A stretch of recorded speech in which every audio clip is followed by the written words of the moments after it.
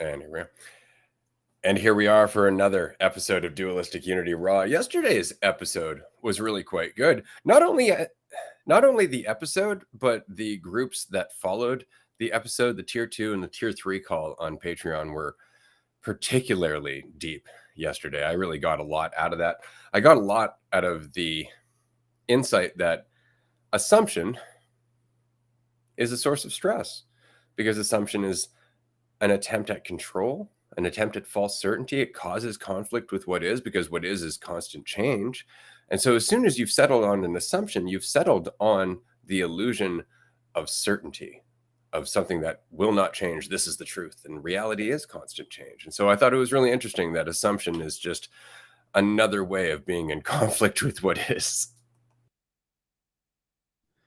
Yeah, it's funny how quick we are to make assumptions too about so many things. Like, we're always sitting on a fuckload, just a fuckload of assumptions about ourselves, about reality, about the way things are. And so when you start questioning things, when you start realizing like, oh, maybe that's not true, or even just take a second and wonder, okay, I'm making an assumption about this. I think this is the case, but also maybe it's not. And that's when things start to crumble, start to fall apart. And just to get into it, because we might as well, is our, just discussing our episode, our most recent episode with Riley, Cannabis Chem on Instagram and TikTok. It was an incredibly informative conversation. We really got into a lot of different sides of cannabis, weed, smoking, eating, science behind it, ins and outs, stigmas. Do they have any basis? Do they not? Are there potential risks? Are there things people should keep in mind? Are there things to think about and consider when you're using the substance? And of course there are. Like with fucking everything we do, going to the bathroom, you sit on the toilet for too long, you're gonna get a hemorrhoid and fucking your asshole is gonna fall out of your butt. Like, you do anything too much, you eat a bunch of spinach, and there's the downside to that. Like, everything has considerations, of course, but there's certain things that there's been a stigma that's been drilled into our heads regarding it that has created an unnecessary divide between the reality of what the thing is and how we think about the thing. And so something like cannabis, when we talk about it, like the negative downsides, yes, as we mentioned in the episode, there are potential downsides, like with everything, but they are so fucking blown out of proportion. It's unbelievable. And they've been pushed like these and unfounded stigmas too, like with no backing whatsoever, have been pushed for years and years and years and years and years. And so, of course, keep in mind everything, all of the considerations, but we've leaned on one side of it that was just had no backing whatsoever, besides greedy fuckers want to make a bunch of money, and cannabis was getting in the way, and hemp was getting in the way, and it was getting in the way of the cotton industry, of the pharmaceutical industry, of so many industries that, especially in the US, we make a bunch of money off of. And so, how do you make sure that doesn't happen? How do you make sure that you keep making money off of these things that are way less efficient, that have way more detrimental impacts? Pharmaceutical drugs. There's opiates that are legal everywhere all the time. Like, you can get them and they will fucking kill you if you take too much. And yet you talk about weed and all of a sudden it's like, oh, be careful of this, be careful of that. Oh, I this happened to me. This happened to me. Like, oh, weed makes me anxious. Weed makes me paranoid. It's like, motherfucker, maybe you're just paranoid. Maybe you're just anxious. And the weed is just showing you yourself. It's just showing you all the things that you've been suppressing for so long. Maybe that's it. Maybe it's on you. Maybe there's something that you can do in yourself. And maybe the weed is actually just showing you that side of yourself. Again, I get it. There's things to consider, but we've been so far on one end of the spectrum with no backing whatsoever. Just stigma. And we've talked about this before, but stigmas are necessary when something doesn't have evidence of being a detrimental thing to people. You need to implement stigmas into the situation. And, weed and mushrooms have massive stigmas around them because there isn't that much evidence saying that they're terrible for you. So we have to implement a stigma in order to get people to think that they're terrible for you. Like, the stigma is necessary when the data isn't there to back it up. And the data isn't there to back it up. Like, when you really dig into it, if you're willing to take a good hard look into what the actual impacts are, like, there isn't as much as, our society tends to think that there is. It's like the worst thing I hear is, oh, it makes me a little more aware of all of the considerations. It makes me a little bit more concerned about certain things, but it's not harmful. No one's violent when they smoke, when they do some mushrooms. Like, violence is not a thing that comes up. Anger is rarely a thing. If anything, it's just, impacts on yourself, and it's just showing you what you are again. And so, yeah, anyway, we that episode is super fucking informative and was very enjoyable, and we'll keep getting clips out there. But also keep in mind, when someone posts clips on social media, like, it's just a clip. If you actually are interested in hearing more about it, like, go listen to the episode. It's really not that long. It's a little over an hour. But anyway, yeah, that's all I got right now. I think it's important to recognize that they're not trying to be logical. They're not necessarily trying to make a point that they're willing to hear a response to. It's just, this is what I think. You're wrong. That's more or less it. Because often the argument is more or less unreasonable, let's just say. Because, there are side effects to everything. There are side effects to everything. Like, if you're looking for a substance that you can use that has no side effect whatsoever, I would love to introduce you to water, but don't drink too much of it. Because everything has a side effect. So we're really not talking about whether or not there are side effects, because there always are. We're talking about how many side effects, how many are beneficial, and where is that line where it becomes detrimental? How much do you have to use, and what kind of person do you have to be? What have to be the preconditions for it to be something that's detrimental to begin with? Where is that line? And this is why research is so very important. But a lot of what we're talking about is just stigma. That's all it is. As you were saying, it's just, this is what everybody else says, is what everybody else thinks, is what the official position in the media, in the government, and so on and so forth. And therefore, it must be bad. It must be bad. But I would love to make the point that when it comes down to cannabis use, there is a difference between the argument for adults versus the argument for children. Okay. The argument for adults should always and consistently be for responsibility. You're an adult. It's your responsibility. In the same way, it's your responsibility if you want to own a firearm or get a car or go drinking or anything like that. It's your responsibility, and it should be treated that way. But often people just seem to assume that if you're smoking weed, you have no responsibility anymore. That's it. You are somehow not able to think for yourself. And it's just, again, an assumption. It's largely an assumption based on the stigma, based on things they've been told, and more importantly, based on things that they're afraid of.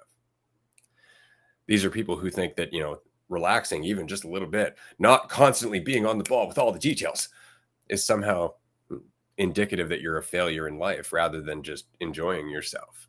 And yet these are the same people who go out and get drunk, become relaxed that way, but relaxed in a way that if they go further in that direction, they actually become toxic and dangerous and aggressive. Whereas if you go too far with cannabis, then typically you'll go to sleep or get the munchies. Which isn't to say, and this is another important thing, I want to bring this up.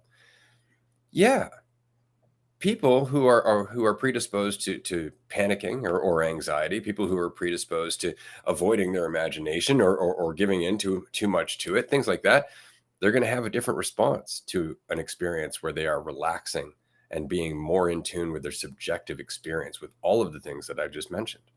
But that's the point. The point is to look at that experience rationally.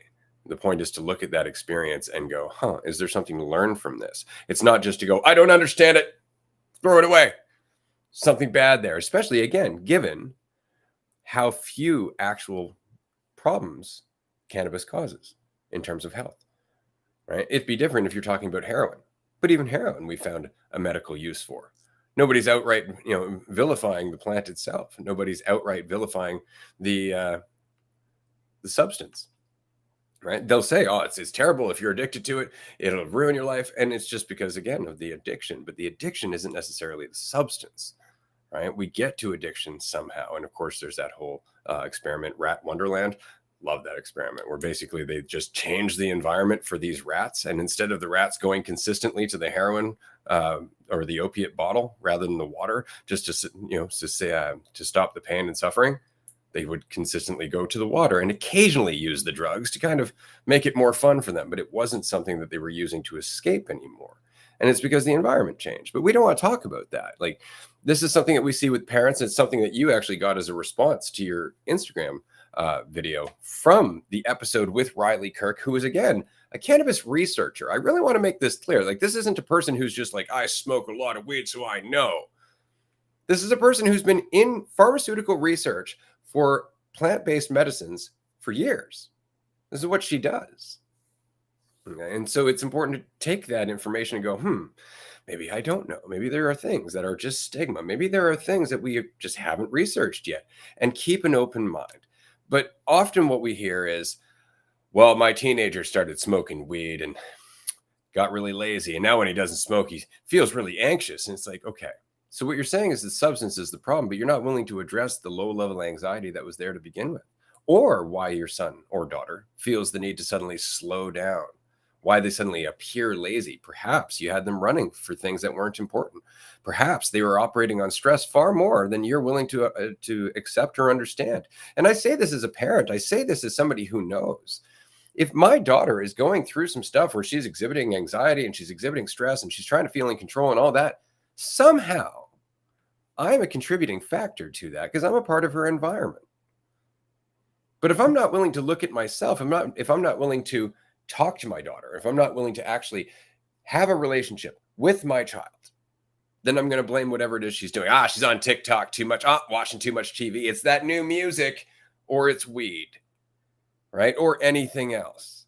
And that's the point, is that I want to blame whatever it is that isn't me, because I'm a parent and that would reflect badly on my parenting. So we're passing on the same lack of responsibility, right? Saying, no, it's the weed. And I've heard this. I've seen this shit happen.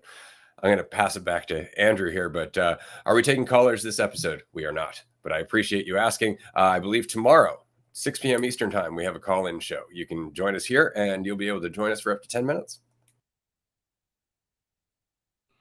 Hell yeah. And it's going to be a little earlier tomorrow. That reminds me, I have to update that on Twitch. 3. That's right. Thank you. 3 Eastern time.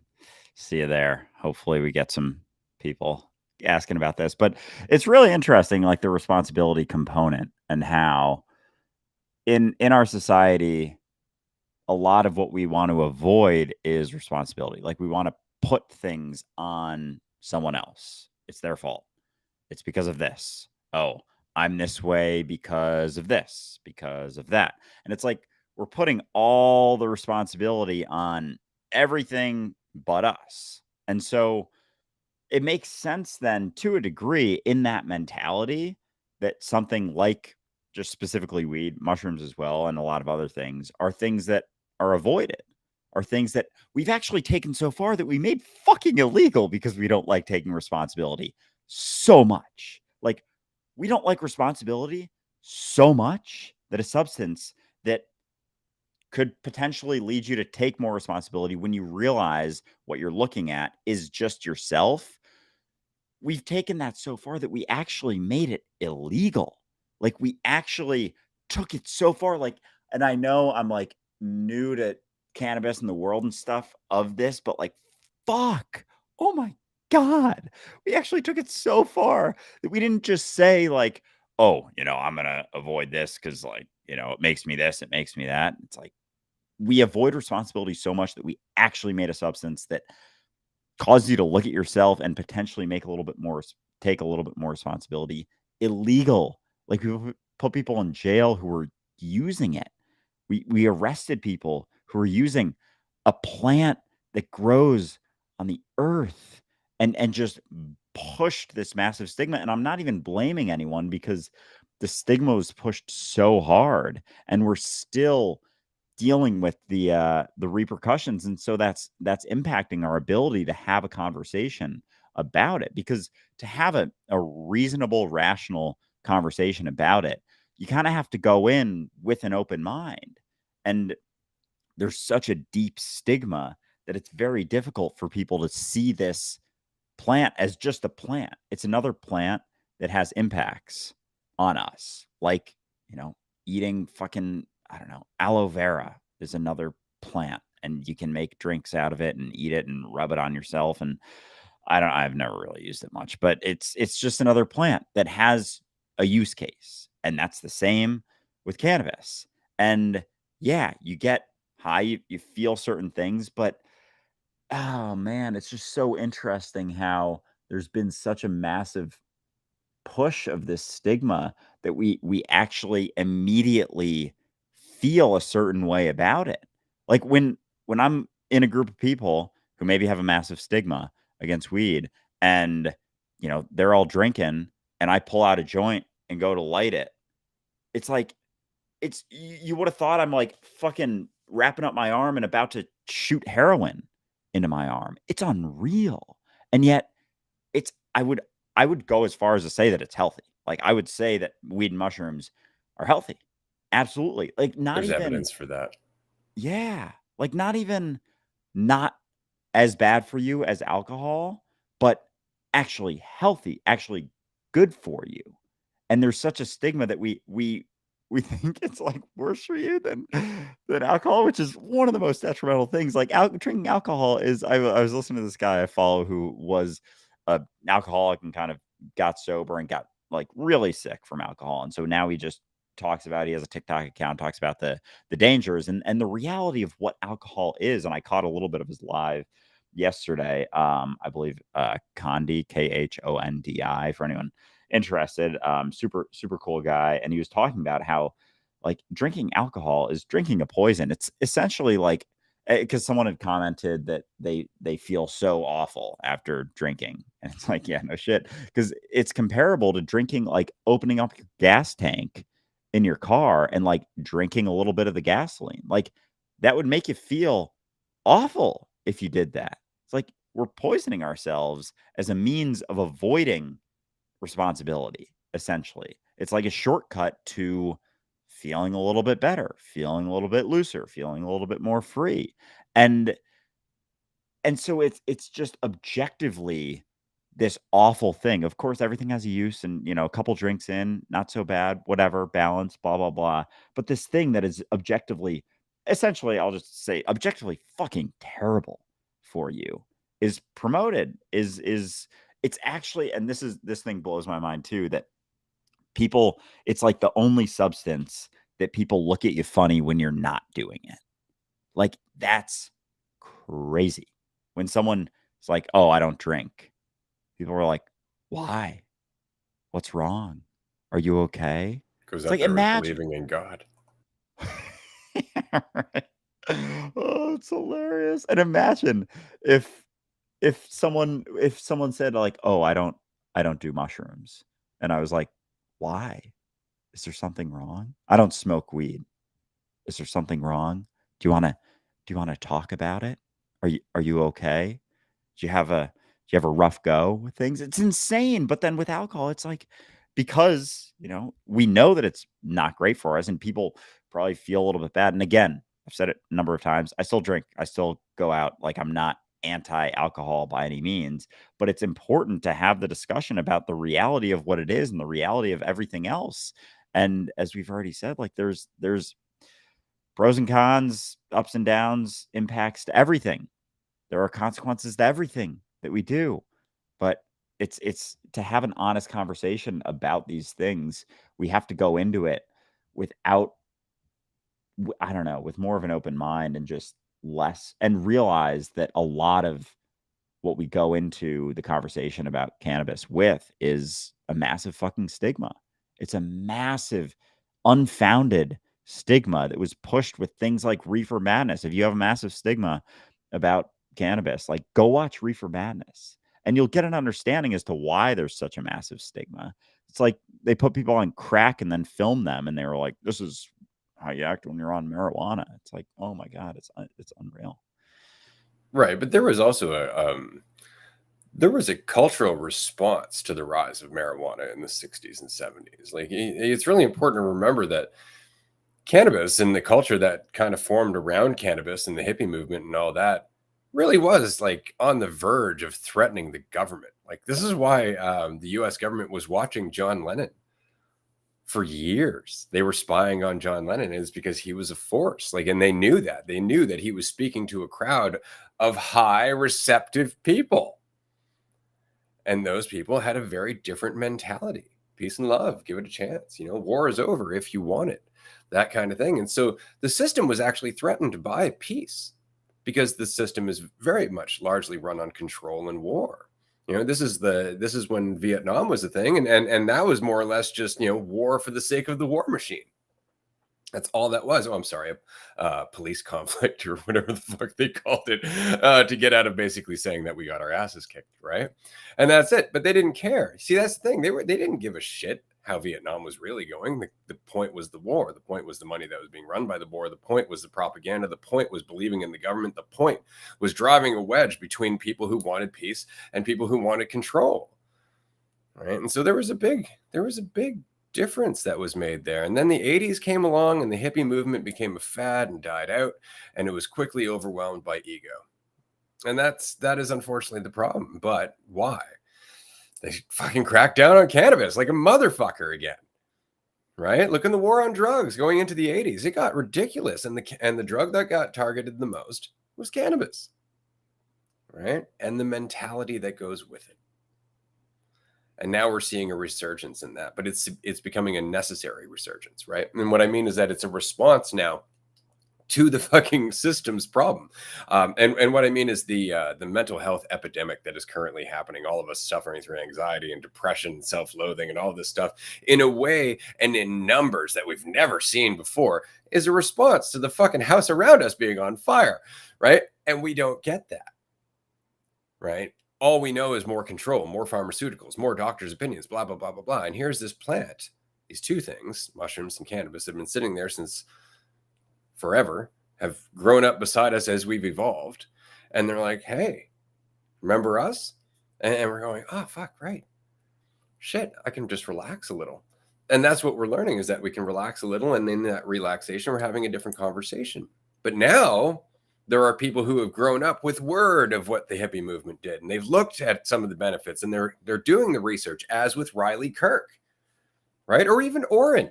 See Oren Allen out there just doing his thing, trying to educate people, because that's his whole focus. It's not, oh, I got to get cannabis out there. It's education. We've got to turn the tide in terms of the misinformation that's out there and actually show the research to people, actually be talking to doctors and informing them as to how this is largely a beneficial substance that could change the entire face of pharmaceuticals. And that right there is one of the biggest threats, not just to the pharmaceutical industry, but to everybody who believes in the pharmaceutical industry, because it is a quick path to control and a way to escape our fear. So it's an addiction in itself. So you have addicts claiming the other substance is really the addictive one. It is really interesting to see people just delve deeper and deeper into control, like into both on the micro and the macro, like as above, so below, like in our lives, looking for it. And then as a society looking for it, as a government looking for it more and more and more without taking a pause to think like, oh, maybe this striving for ultimate control is what's causing everything to fall apart, is a component of the mental health epidemic. Like, and it's so interesting with the mental health stuff because I hear, social media come up a lot. Like, oh, social media is ruining kids, teenage girls, they're committing suicide more often than they ever have. And it's like immediately there's just the assumption, just an assumption. It's not really based on a whole lot of evidence besides social media being more of a thing now than it used to be. It's immediately just, oh, it's social media. Oh, that's it. It's like, we've settled on an answer so fucking quick without looking at the broader landscape of it. It's like, what the fuck do you mean? We're trying to be something that we can't be. We're trying to be valuable through assumption, and we're maintaining this story of ourselves inside of our mind, constantly trying to be more, become more, thinking there's something wrong with us at all times. Maybe that's a little bit of it. And then we have social media that's just a fucking tool. Like, social media is not the devil. It's not like social media came up and it was like the devil dropped it into reality. It's just a fucking tool. Like, as many people who deal with shit in comparison because of social media, like, there's people talking about how you don't have to hold on to that comparison. You don't actually know how you measure up. You can't actually measure your value. You're actually whole and complete exactly as you are. You can't become more because you're already it. You're not the story that you tell yourself. That's being shown on social media as well. So if there's any of that whatsoever, if there's one video that's doing that, social media isn't objectively a terrible, awful, you know, the devil's plaything, like a lot of people are pushing it as, but it comes back to responsibility. I don't want to look at what I'm going through and realize that, oh, maybe I'm pushing this. Maybe I'm making my life tougher for myself by trying to live up to this fucking standard and made up bar that everyone else is trying to do and never actually gets to. Maybe it's not all this shit around me. Maybe it's not social media. Maybe it's not all these other people, but like, so much of it really does come down to responsibility. Like, I don't want to take responsibility for myself. I mean, I don't know. Do you think like that's what everything comes down to, is just whether or not I can take responsibility for myself? Like, and so we utilize all of these things to avoid that. And then when there's something that kind of helps, if you're on this sort of trajectory, or willing to take responsibility for yourself, there's, mushrooms and weed can help you with that, push it along. But if you're avoiding responsibility and you start taking some of those, they're going to be like, hey, it might not be on everyone else all the time. Maybe it's some of it has to do with you. Not your fault, but your responsibility. And you're actively constantly avoiding that responsibility.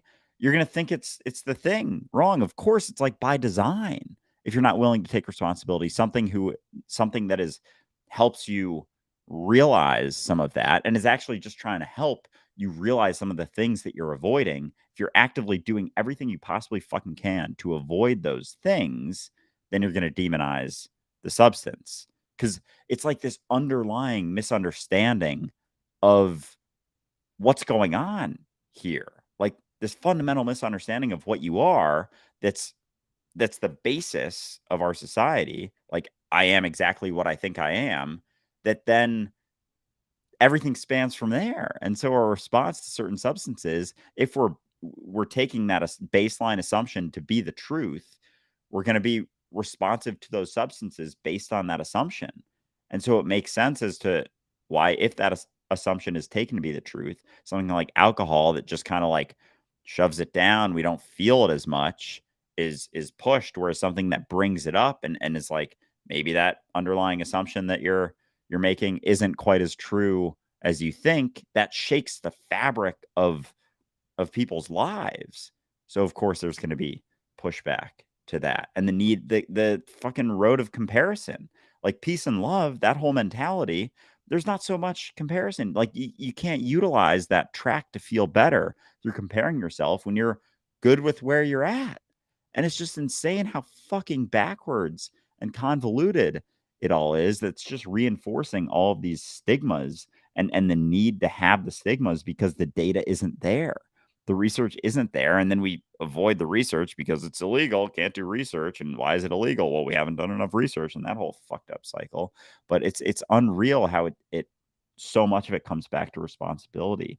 And if you're avoiding that, you're going to avoid substances that are showing you a little more of that. Yeah, and you'll look for substances that distract you, and you'll look for substances that dull you and take away all of the thought and everything else, because you just want to feel better and go back to work until you're told what to do next. I mean, that's why alcohol is so goddamn popular, right? It's just the fact that it's a great way to continue on in this system that doesn't give a fuck about you. What's that? You're feeling emotions because your life is hard and stressful all the time, and you're surrounded by people who are judging you because they all come from a sense of lack. Drink this. You'll feel better. You'll be able to go to work in the morning. You might have a bit of a hangover, though, right? Now we've moved on to here, take 2 of these every day for the rest of your life. Don't worry, when they start, when you start getting used to them, we'll give you a higher dosage, or we'll switch you to another brand, which has a different side effect. And it's just, we don't recognize how irresponsible we are in a lot of ways. And it's because we just grew up in this system. We grew up with this way of life. Like, we forget 200 years ago that if you wanted to go and do opium in downtown New York, you could probably find an opium den. Like, we forget that. We forget that Ben Franklin smoked weed. We forget that George Washington grew weed. We forget that cannabis and hemp have been largely responsible to almost all of our advances for thousands of years in terms of rope, clothing, food, books, paper. Like, you can just continue on with the list of shit that we've used this plant for. And we forget all of that because it's, of course, it's illegal, therefore it's bad for you. But that's just in the last 100 years or so that's changed. And that was largely influenced by the cotton industry and the fact that they wanted to shut down hemp as well, which is why you ended up with reefer madness in the 30s. Because, of course, now this is in full-blown propaganda mode, right? All of these politicians have been told about the evils of the dreaded planet marijuana, which wasn't a word up until that point.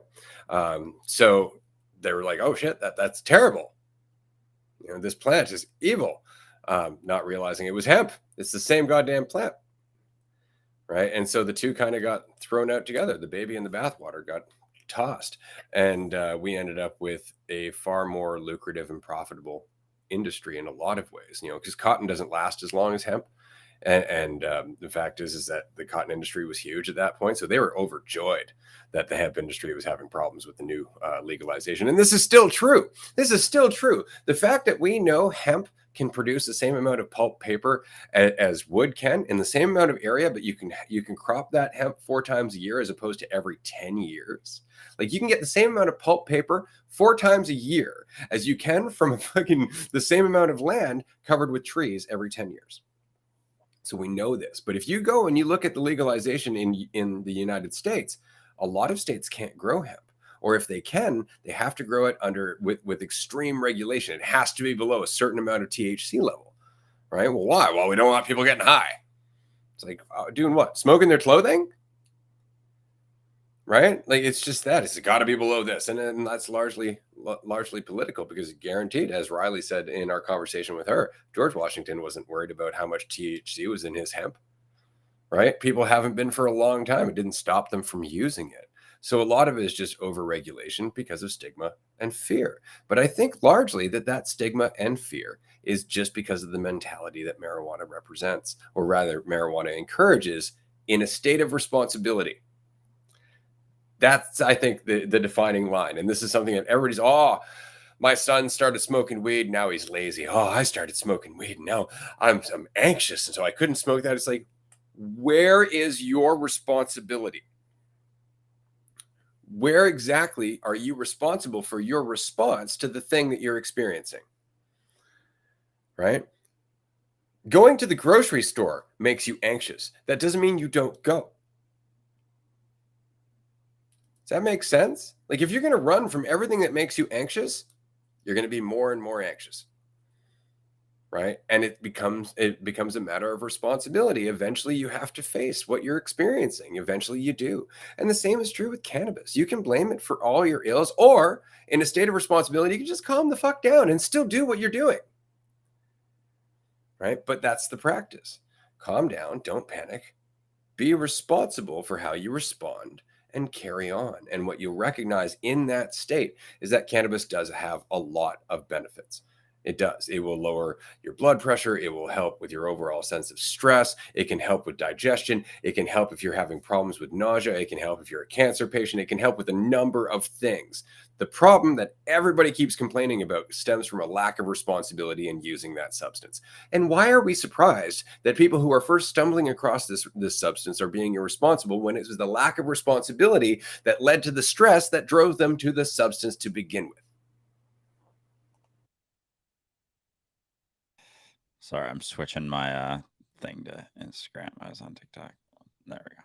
I was I started laughing because so many people's common response to weed is like it makes me anxious. And that grocery store example, like people get anxious going to the grocery store. Imagine if the response to that was let's make grocery stores illegal. Yeah, no. It's like that puts it so clearly like holy fuck. Like it's such an equatable thing, but and I know I'm sure people will be like, it's not equatable, it's not the same thing. Weed does this, weed does that. It's like, oh Jesus Christ. But yeah, you get anxious going to the grocery store. You don't blame the grocery store. You see that it's coming from you. You think weed makes you anxious, Maybe. and yet you're not. You know as well as I do, people go to the grocery store. It's too busy today. Oh, I don't like how So these true. aisles are organized. You see, why would they stack it like that? Like responsibility, man. I tell you, it's at the root of so much. Oh, now I'm even holy fuck, there's so much shit like the winter depression, like blaming the weather for my depression. It's like maybe it's just showing you what's already there. It's like holy fucking Christ, you actually are able to blame the weather for your bad feelings? Like what is it called? Like depressed sads or something? Like severe I don't even know Seasonal what it's like. affective disorder. Yeah, yeah. Like people like okay, so they do. Like I started laughing because I was thinking how ridiculous it would be to blame a grocery if you get anxious going to the grocery store, seeing other people to blame the grocery store, and yet people do, and they glaze over it so quick. They're like, oh man, that grocery store it was packed today. It was really big. Oh, this fucking bitch wouldn't stop talking. Oh man, it was so brutal. I could barely get through. Like, I don't know. I might start ordering groceries now. It's like, oh, all of that. Like, you don't think a little bit's coming from you? You don't think a little bit of that? And so, replace grocery store with weed. Like, oh, weed makes me anxious. Like, you don't think a little bit of that anxiety is coming from you? You don't think a little bit is already there? Oh, couldn't possibly be. It's entirely the weed, so I just have to avoid it for the rest of my life because I'm not actually anxious. It's just doing that to me, and Otherwise, I might it's be doing something wrong. exactly. See, that's it, right? Like we don't want to admit, oh Christ, that stuff I'm carrying around with me all the time. We want to blame the substance, right? And largely it's because we don't want to be wrong. We don't want to have something wrong with us. We're terrified of that again, that identity, that idea of ourselves that we're not doing okay. Like we want to be doing okay. Nobody wants to feel less valuable or like they're doing something that they shouldn't be doing in their life, that they're on the wrong path. Nobody wants to feel that. But more importantly than that, in the same way that we don't want to look at kind of the systemic problem in the police force or the corruption in our government or the imbalance in our economy, we don't want to look at the larger overarching problem. We don't. Like when we feel all of the anxiety that we're carrying around the rest of the time, like we smoke a joint, we relax a little bit, we slow down, all of a sudden all of the thoughts that we've been distracting ourselves from focusing on come in. We want to either blame ourselves or run away. It never dawns on us, very rarely does it dawn on us that all of that shit is a result of the conditioning that we've been exposed to in our entire life by a system that is largely based on control and stress and fear, right? Because that's way bigger. That's way bigger. It's the same reason that people don't want to see racism in the police force, right? Because then they have to question the police force, which is their sense of security. We don't want to question the thing that makes us feel safe, right? We don't want to question the system that we have been told to believe in, despite the mental health disorders that continue to pop up increasingly throughout our system, throughout our population. Why is that? Because of the environment. And you can say, well, look at all the comforts we have. Yeah, we do, but look at all of the implication underneath those comforts. Look at all the stress that goes with it. Look at the fact that you must continue to want to be something else. You must continue to want to buy. You must continue to want to work. You must continue to pay to live. There is an implied stress underneath everything that we're fucking doing right now. And it's the reason we run for escapism. And it's not, and as everybody's, oh, cannabis, cannabis, cannabis, cannabis. Let's talk about some of the other escapes, shall we? Let's talk about egotistical escapes. Let's talk about how we try desperately to identify with one celebrity or another, or we try to reach a state where we're famous or popular or rich. Okay? Why do we need that? Because of this overall sense of lack. You don't think those things are addictions? You don't think control and fame and popularity and money, you don't think those are addictive? They're far more addictive than anything else. Right? And they can be toxic when given to somebody who has that addiction. Donald Trump's perfect example. Elon Musk, perfect example. Right? And you could say, well, Elon's doing what? What? He's doing cool things. Sure. I will say he's doing cool things for himself, largely. Yeah, like, oh man. And I guess we just don't want to look at we really don't want to look at where all of this is coming from, like the desire to strive to be something. It's like, it's almost like we have avoided it or felt like we've avoided it for so long that we don't even realize what we're running from anymore. It's just how we live. What do you mean? You're born, you go to school, and then you try to be more than you are for the rest of your life and feel like you're not the whole time until you die.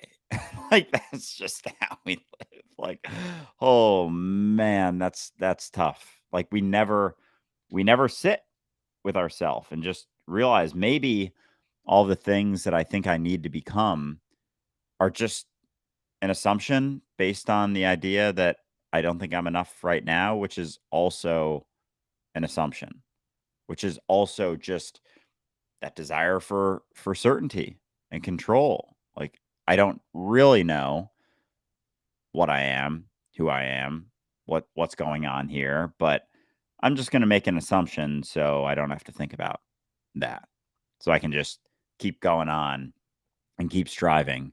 And so regardless of all of the escapes, all of the drugs, like, there's so many things to talk about in regards to this, but when you start looking at where it's coming from, everything, I don't know, both starts to make more sense, and all of the tactics that we live our lives trying to do start to fall apart. Like, if you are whole and complete as you are, like, if I've had this conversation with people where they're like, well, yeah, but if everyone realized that, then, what would happen to the economy? What would happen to the system? Like, it's like, we're not even willing to look at that. Like, that's fucked. That's so fucked that our system is reliant upon everyone feeling like they're not enough in perpetuity, forever. Like, if everyone realized that their idea that they're not enough, that they have to become something more, is just an assumption. Like, it is just based on our desire to find some degree of certainty, but is never the truth. Like, you're the fabric of reality, your reality itself, interacting with itself, talking to itself, seeing itself, being itself, always. And the story about you isn't you. Like, it's just not. But if that started to be realized, yeah, the economy would fall apart. The society, the system would start to crumble, because it's all based on this bullshit narrative that you're not enough, that I am what I think I am inside of my head, and that can never be enough because it's always incomplete. It's always a fraction of the reality of you, and it immediately brings in comparison. It immediately, which necessitates judgment, which necessitates more certainty and more certainty and more assumptions. And it's like, we judge someone on a whim despite not even knowing anything about them, any of their backstory, any of the shit they're going through. Make assumptions about ourselves based on very little evidence whatsoever. One little thing happens, and all of a sudden, oh, I'm this type of person. It's like, based on fucking what? Like, based on one little glimpse of a situation. And so as those things start to fall apart, as we start to realize, like, oh, maybe I don't know. Maybe I have this idea of what this is, of what I am, of what is going on here, of what the best thing to do is, but also maybe I don't know. Maybe I don't know. And as that starts to, even just that thought, that fleeting thought, as you're going through a bunch of assumptions about things, like, that is enough to start shaking things. Maybe I don't know. Maybe I'm not sure. Maybe this isn't what's best for me. Maybe this thing wasn't as bad as I thought it was. Maybe that outcome isn't as scary as I think it is. Maybe I'll be okay. Maybe I'll be all right. Like, as that starts to be more and more involved, which is like the whole fucking all of Dualistic Unity basically is just surrounding that recognition that maybe the story inside of your head isn't you, and the assumptions you make about yourself aren't true. I'm not, we're not here saying that there's another version of you that is true. It's just the one that you're holding on to maybe isn't, because it's not, because it's just a fucking story that you're holding on to. And so, yeah, as that starts to get questioned, as that starts to become more of the mainstream conversation of actually being enough, being whole as you are, being exactly just what you are, before you start thinking about all the shit that you think you are. Yeah, the way things are right now are going to change. Like, the economy is going to it's going to change. Like, we keep patching up fucking the holes on a sinking ship, thinking it's just it's the best we got. It's like, we see the implications. They're getting more and more and more obvious, and yet we just don't want to look at it, because we're distracted by too many other things, because we're so bogged down by shit that we're not even willing to necessarily have the conversation, or take it seriously, because it's like, I got to figure out what I'm going to eat later today.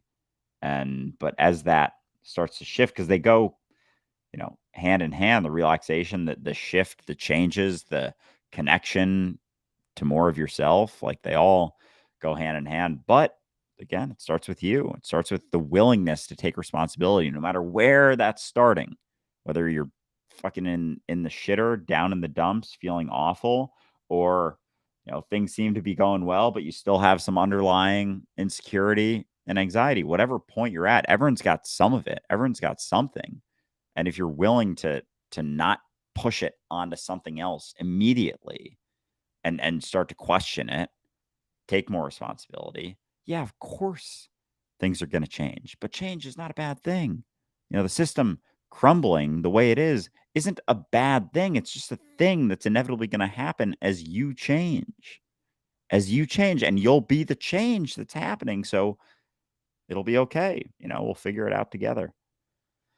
It's kind of funny you had me thinking about the economy, because we forget what our addictions really are. Like, we spend so much time focusing on the drugs and the substances that we use to escape our pain. We don't remember that our pain is largely caused by our addiction to ego and control and assumption and judgment and all of that. That's where the suffering's coming from, right? So the real addiction is the idea of myself. The real addiction is this fixation on who I think I am. And so I find it really funny, because we'll say about, like, cannabis being a threat to the pharmaceutical industry. So I just want to put this in perspective. This is what I mean. We really don't understand what our addictions are, okay, in terms of it being egotistical. Approximately $10 billion a year is made in the anxiety medication industry. Okay, so just in treatment of anxiety overall, there's about $12 billion a year that's made. Okay, so you imagine the impact that cannabis could have on that, right? That's just medications and treatment. So if you could actually have a healthy dialogue around cannabis use, microdosing, looking at the dosage itself, as well as informing people, that's a threat to that industry. Right? That's a threat, especially given that a lot of anxiety medication is somewhere between $100 to $1,000 for 60 tablets, whereas you can buy an ounce of weed for less than $200. right? And depending on your dosages, that'll last forever. So it's a big threat to the industry. Okay. That's all set. Okay. As people start to relax, though, they become a little less needy if they do the work on themselves. And again, the dialogue is a big part of this. We don't have a discussion around responsible cannabis use or the benefits of mental health work with cannabis use. Right. This is something we were talking about with Riley Kirk in terms of using cannabis to research things like the placebo effect and why it's so beneficial with cannabis. It's also beneficial with anxiety. It can be beneficial with depression. It can be beneficial with a great many things. And so there's the research that can go into that. But that said, when we're not feeling at peace in ourselves, when we feel a sense of lack, when we feel desire, when we feel this urge to always be more, right? There are certain industries that we do happen to delve into a little bit more. Porn, which is often talked about as an addiction itself, is really just another escape, and it's an escape from an overall sense of stress and lack and a wanting of desire because you don't feel that you're enough and you're idealizing some outcome and blah blah blah. That's a quarter trillion. That's a $250 billion industry right there that would be threatened or at least diminished by a population that was feeling less stress and less need to escape. My favorite would be the fashion industry, which is almost $2 trillion a year. You think about that, $2 trillion a year. You talk about a fucking addiction. Talk about an addiction, paying hundreds of dollars for something because of the way it makes you look? Not at all, because of who made it, even worse, right? How it reflects on you. That is an egotistical addiction when taken to the extreme. That would be threatened too. So we don't really look at our addictions and we don't look at what the mentality that cannabis use can encourage really threatens. It threatens our ego, and that threatens the whole economy. Oh man, and people don't want to have that conversation, right? It's like even hear celebrities talk about, whatever thing they're on about despite and fashion along with it being a massive industry is like it's pretty detrimental to the environment, right? Like it's not great for the earth at all. And yet, they'll be buying new shit, not only new shit, but like they'll have new clothes like every fucking day. All of the big events, the Oscars, they all have these handmade dresses and suits and everything for it. Like, holy shit, like the backwardsness of it. And it's not to say that certain people don't make decent points, but like you got to be willing to look at the full picture of it. You got to be willing to look at all of what's going on. And we pick little parts to look at, like tiny little bits to look through with while avoiding everything else. And it's just because, oh, here's an impact I can have, and this makes me feel I'm more comfortable talking about this because, questioning, for example, fashion, like that's where I make a lot of my money. So I'm not willing to question that, despite it having way more of an impact than everything else going on. And so people will get up on these high horses in response to certain topics, to certain things, to justice for whatever, and not realize that, or maybe they do realize, but they're just not willing to look at it because cognitive dissonance is such a powerful force that a lot of the things they're doing are far more detrimental than the thing they're standing up for and demonizing other people for doing.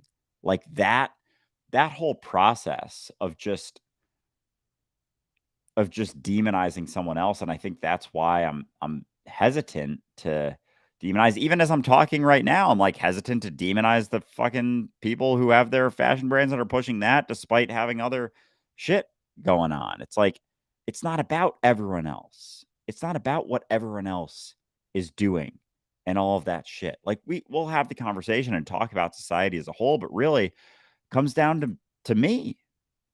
It comes down to my willingness to take responsibility for myself, my willingness to look at these things and talk openly about them, not demonizing anyone who does them, but just taking a look at it, having the conversation, looking at the impacts, the actual impacts of different industries and talking about them without saying there's anything wrong with someone who's doing it, but just having the conversation. Like a lot, because a lot of people who are doing things like they're hearing so many different messages from sources that have ulterior motives.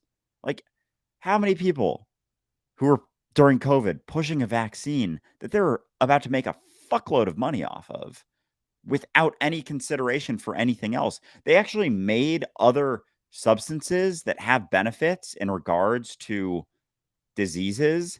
They made those illegal with no backing whatsoever, because the way you make a fuckload of money off of a certain thing that's happening is have one source that people can go to. This is the answer. This is the only answer. If you don't do it, you're a piece of garbage and you don't care about anyone else. So you have to do it. Oh, and we just happen to be making billions and billions and billions of dollars off of it because I am heavily invested in the one source. Like, we don't want to look at that. It's right in our face. We don't want to look at that because, to your point before, that's questioning the system. That's questioning the thing that we rely upon. No, I don't want to. No, that couldn't be, because they're looking out for me, right? They care about me. Someone cares about me, right? Anyone cares about me. And so, no, they couldn't possibly be doing it just to make a fuckload of money. They're trying to save the world, trying to save humanity. This is a big, scary disease, and get your vaccine. And now it's like, oh, we're seeing the repercussions of a fucking vaccine that they took 6 months to figure out. It's like, oh, kids are dying from it. Oh, kids are having heart attacks because of it that are super healthy. It's like, oh, surprise, surprise. Who would have thunk? Who would have thunk? It's like, oh my God. But we don't want to look at that. We don't want to have the conversation that opens up the doors to all of this shit. All we just want to, nah, just let me. I got work. I gotta get out of here. I gotta go do all that shit. But yeah, I don't know. It just comes down to you. That's the beauty of it. Your willingness to look at, not even necessarily talk about it. I'm not saying like make a podcast and talk about all this shit. I'm just saying like just the willingness to look, just the willingness to be like, huh, maybe that is something that's going on. Maybe there is something a little bit deeper. Maybe there is something behind that, and just be curious. When something comes out, they're like, oh, this is it. This is the answer. Oh, this is it. This is the answer. No, this is it. Careful of that. That's a fucked up thing. You don't want to put that in your body. Just do a little bit of looking, a little bit of your own research into maybe what's behind that. Oh, maybe that person's heavily invested in that thing. Oh, maybe there's a big reason that cannabis, mushrooms, psychedelics were made illegal. You ever wonder if maybe, the government makes things illegal not because they're bad for you, but because they're bad for them if everyone took them? Maybe. There's also another reason behind all of this, which is, again, our belief in our fucking evolutionary supremacy, let's just say. And what I mean is that it's not just cannabis. If you think about it, when was the last time you went to a doctor and they recommended a natural remedy for anything? You got a runny nose. Never. When was the last time a doctor recommended onions or garlic or anything that was natural? It's always over the counter. It's always something that's been fabricated inside a lab, inside a warehouse. It's always something that's the result of human control and quote unquote science, despite the fact that it's well known that natural remedies have a gentler effect on the body and they're not so harsh, as it were, and they have less side effects. A good example would be antibiotics, right? Like, what's really interesting is when you take antibiotics, it goes after everything, right? Whereas there are some things within your body that should be left alone.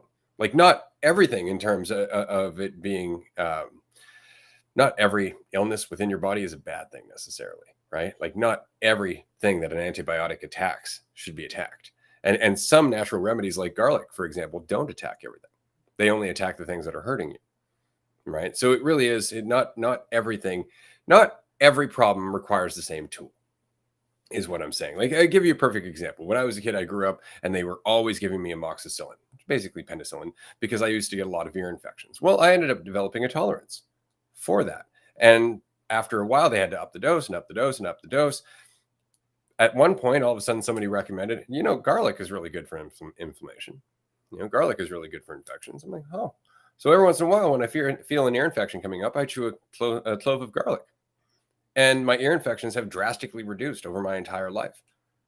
Right around that point. Well, why? Well, not because not everything requires a medication. Sometimes you can catch things early. Sometimes there are natural remedies that'll be just as good. But we don't believe in those because those aren't the result of human control.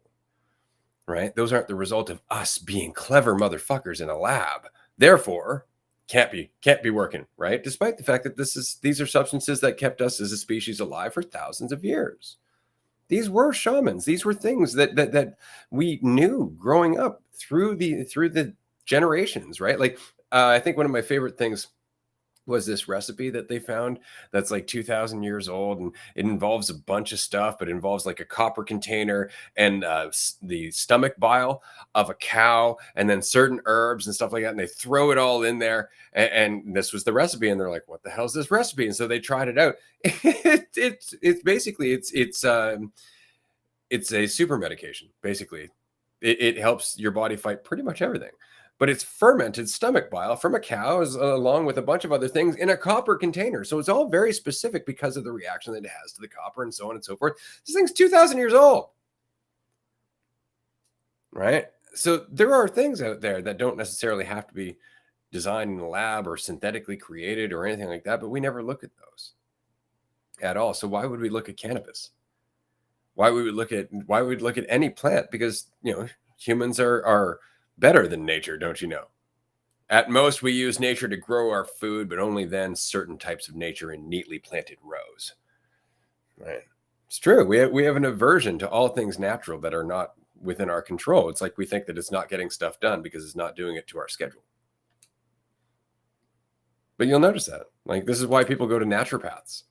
Why? Because a naturopath isn't going to go, you need to go get this medication. They're going to give you something that's more often a more natural or easier to digest remedy. Right? Not to say that it's a cure-all, but to be on top of these things, to recognize that these natural things can have an impact on your body in terms of maintenance long-term, can change the entirety of your life in terms of your health. Right? It really can, but that comes down to awareness and responsibility, as well as education in terms of what plants are good for you and what plants are not. But we don't even know. I mean, half the time you see somebody walk into the front yard and just start trimming away at the dandelions, not recognizing that they have properties that are healthy. It's like we've taken that desire for control so far that if it can't be, and just put so much weight on the lab and science that if we have to take responsibility for ourselves and actually dig into what the properties of certain natural remedies are, it's like we don't trust ourselves to do that. Like we don't trust ourselves to do almost anything. And there's so much like fear behind that and concern that we're willing to just take something that someone else did, despite there being like them being open about a lot of side effects of it too and potential side effects. Like, it's the classic sort of commercial of the pharmaceutical drug. It's like will help with headaches, but also may cause explosive diarrhea and vomiting and death in some cases. And it's like, what? Wait a second. I'm taking this for a headache and there's actually some degree of risk that this thing could kill me. And it's like, yeah, but Or you what's could the you could go alternative? and pick some wild lettuce and boil it. Right? It might taste a little bit bitter, but it's a pain reliever in itself.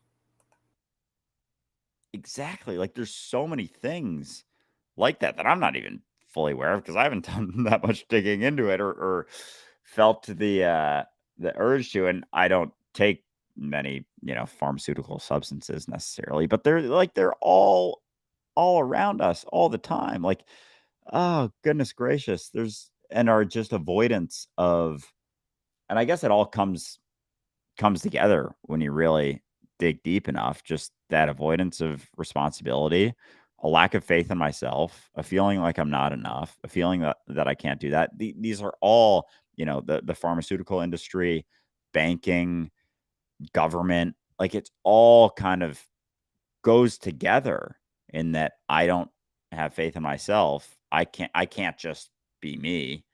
I need someone else to do it for me.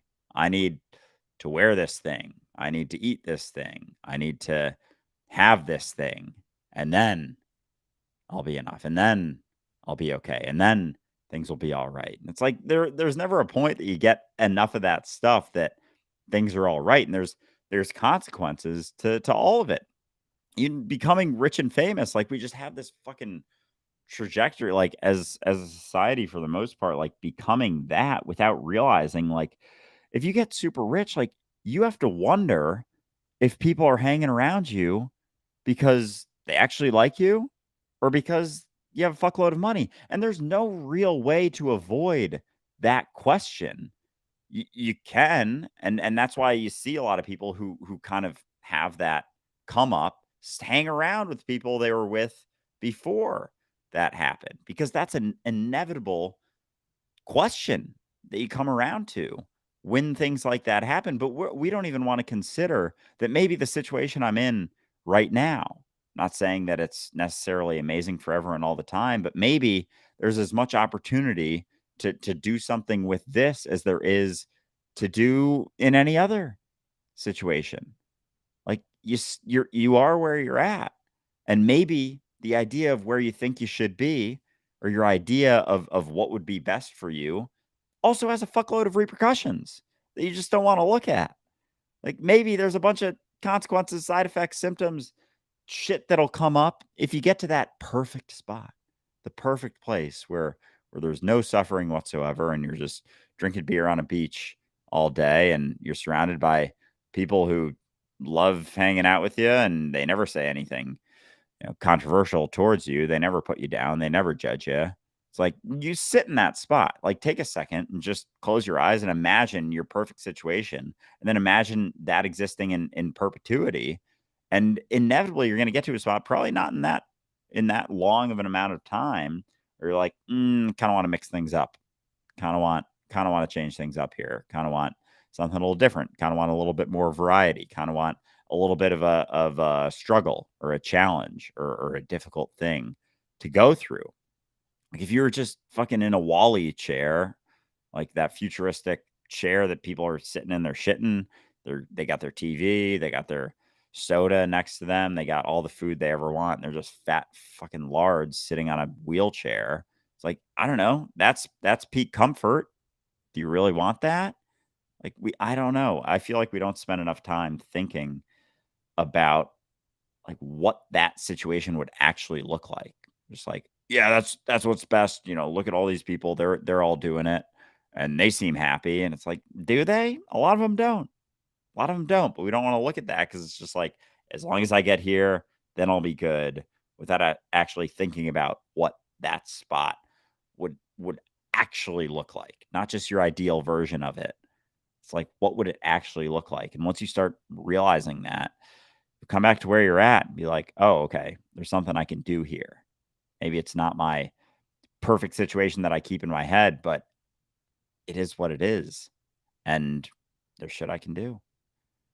This has been a fun conversation. I have to admit, it's a little entertaining to me, because this is the conversation that happens as people start actually educating themselves about cannabis as a whole. When they start looking at it and they start going, hold up, this seems weird that we have such a reaction to this substance, and yet, fentanyl's out there. Nobody ever asked if that was okay to make legal, right? Ever. And that's like one of the biggest fucking problems that we've got. There was no controversy around that, was there? Did you ever have a vote? Did you ever have a say? Did your Senate ever fucking even mention it to you before that shit got passed over the counter to everyone? No, not even a little bit. And that's the point, is all of a sudden you can't help but go, hold up, something seems suspicious here. And it's because there's a bias. And why is there a bias? And this is one of the things that I love about Bob Marley's quote. They don't want you to smoke the herb because it makes you question. Question what? What is it you're worried that we're going to rebel against? And that is the concern, is that all of a sudden we're going to slow down, relax enough to talk to one another, and gain some fucking clarity and go, Holy shit, we're getting fucked for money and we're not even getting paid. Right? That's the thing. Like, we're just getting fucked and they're making the profit. And our quality of life slips more and more and more each fucking year. Why? Because of the lack of responsibility within it. Because we don't have the right to make our own choices. The whole thing with COVID was a perfect example of that. Right? Oh, we're not forcing anyone to get a vaccine, but you can't get on a train, can't get on a plane, can't fucking travel, can't go out, can't go to fucking movies, can't talk to anybody, don't go near the hospital, motherfucker. Like, holy shit. Like, you may not be forcing me, but you're certainly making it impossible to live otherwise. Right? Why? Why? Because we don't want you to make responsible choices for yourself. And that was the argument. It's like, well, it's not just you. You're responsible for the rest of us. It's like, that has never been true. It'll never be true. It can't possibly be true because that is fucking ridiculous. That's how you end up with groupthink. That's how you end up with a mob, right? That's the whole thing. The whole point is to have different fucking ideas and perspectives and beliefs and journeys in general, right? But we don't want that. We want everybody to agree all the time. Disagreement is a really healthy and important thing. It stops us from doing stupid shit. Right? Like, that's the whole thing. When you have enough people who are like, hold up, let's just think about this, that gives us an opportunity to look. But we don't do that. And we don't do that largely because we're afraid. And the system is always promising us a way to solve that fear. Just believe in us. Just believe in us. We've got you. We'll take responsibility for you. We'll take care of you. You know, what? Well, we're obviously not benefiting from this. We're public servants, don't you know? Right? And yet they act like anything but. Yeah, the collective agreement is an interesting one. I know we have just a couple minutes left, but I definitely want to get into that more soon. Like, how much it's pushed in, like, the narrative and the whole like V for Vendetta quote, like, remind them why they need us, sort of thing. And that creates this sort of collective agreement where people start policing themselves, and then those who question the common narrative are, like, there's so much pushback against that. You saw it, and just because COVID's such a recent example, you saw that shit when people would talk about, like, legit informed, like, doctors who have been around for 30 years are questioning. Like, there was one person I put on my Instagram story back, like, 2021, of just having a rational conversation about how masks may not be as helpful as we think. Like, the bacteria, whatever, the virus is smaller than the holes that are in the mask, because everything has holes. So, like, it's actually just going through. And it got flagged, and it was like, this may be, controversial, whatever, like, misinformation, blah, blah, blah. Are you still confirming you would like to listen to it? And it's like, holy shit. Like, even anyone who's pushing against that, and just how much of this overarching narrative is pushed, and agreement in things. And we see it with certain substances, and they'll just feed this fear and this dialogue behind it to get people afraid enough that they just submit, that they're just like, yeah, I mean, I don't know. I've heard a lot of stuff. I've heard a lot of terrible stories. It must be true. I'm just gonna avoid it, and I'm gonna go back to, thinking about my own shit and trying to become more than what I am, despite that being impossible. And so that collective agreement is fascinating, that like, we're able, and I say there, but we're able to just drop a little bit of fear, and it's so easy to manipulate a society that's constantly afraid. And, as we're confused as we are, so of course we're going to be afraid. And then, they're right there to give the solution, and it just happens to cost money, and a bunch of money that we're going to make because of it. It's like, oh man, yeah, no one wants to look at that. Like, that the money's being made directly off the backs of the thing that they instilled to put us into a state of fear. It's like, Well, that's how you do it, though, right? It's you create an environment that causes a problem, and then you offer the solution to that problem, which reinforces the problem, and so the cycle never ends, and so the money never ends, right? The profit never ends. The opportunities to put yourself on top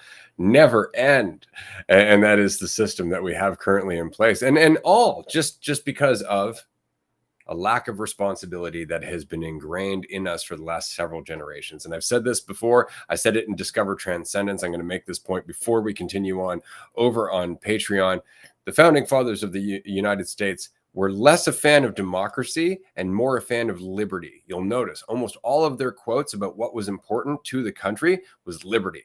Over and over and over and over again. John Adams actually said there's never been a democracy yet that doesn't commit suicide. And it's because of the lack of responsibility of the citizenry itself over generations. Liberty, personal freedom, personal choice, the right to be yourself. That was the important part behind any organization, behind any group. Okay? Because as soon as you lack that, you have some asshole at the top who's going to take advantage of it. Everyone must be self-responsible if this is going to work. We must all be in this together. And in order to do that, we need to find the clarity, which means we need to relax. And if smoking a joint's going to do that, then go smoke a fucking joint. We're going to end here. If you can go smoke a joint, do so and join us on a tier 1 call that we're going to be doing on Patreon. Patreon.com/dualistic unity. Tier 1 call is only $5 a month. We have a 7-day free trial though, so you can join us. But great conversation. Definitely want to get deeper into this tomorrow on the call-in show as well. Absolutely. Gonna go smoke a joint and I'll talk to